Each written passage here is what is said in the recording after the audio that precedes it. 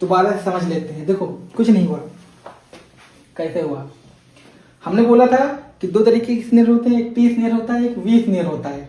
T snare membrane पे होता है, देखो मेम्ब्रेन में प्रेजेंट है। वी स्नेयर वेसिकल होता है जो कि प्रेजेंट है। वी स्नेयर क्या करता है, टी स्नेयर के साथ फ्यूज करता है, देखो जाके फ्यूज कर रहा है, किसके थ्रू, रैब इफेक्टर के थ्रू।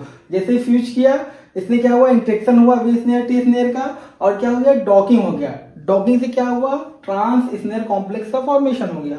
जैसे ही ट्रांस स्नेयर कॉम्प्लेक्स का फॉर्मेशन हुआ डॉकिंग के बाद, जो जीटीपी थी वो जीडीपी में हाइड्रोलाइज हो गई, मतलब जो एनर्जी थी वो यूज हो गई।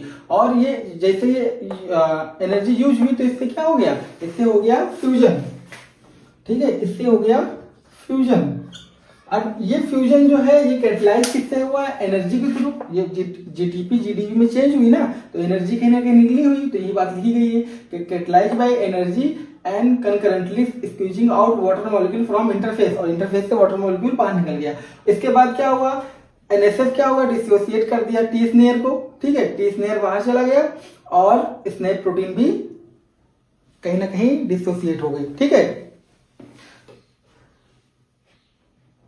जो सबसे हॉलमार्क होता है किसी भी स्नेयर प्रोटीन का, वो ये बोला जाता है कि इसमें हेप्टेड जो कंजर्व सीक्वेंस होते हैं, कुछ हेप्टेड जो होते हैं कंजर्व सीक्वेंस होते हैं सभी स्नेयर प्रोटीन में। तो इसको याद रखिएगा, ऑल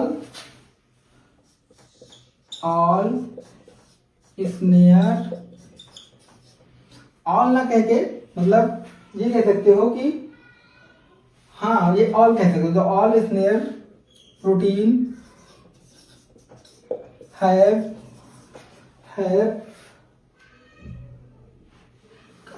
conserved heptade सीक्वेंस। ठीक है, ये बात हो गई। यकीन मानिए 4 से 5 क्वेश्चन आए हुए हैं आपके CSIR में, एक क्वेश्चन नहीं छूटने वाला केवल इतना पढ़ लेने से। और ये ऐसा टॉपिक है कभी भी पूछा जा सकता है, कोई ये नहीं कि इस बार आएगा उस बार आएगा, कभी भी पूछा जा सकता है।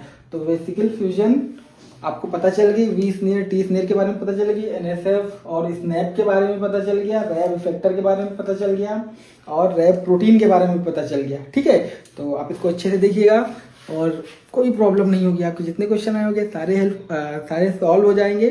आप इनको अच्छे से करिएगा। अगर आपको कोई प्रॉब्लम है तो आप हमें कमेंट सेक्शन में पूछ सकते हैं, या कोई आपको लग रहा हो कोई ऐसा टॉपिक हो CSIR में जो आपको बहुत इंपॉर्टेंट लग रहा हो और आपको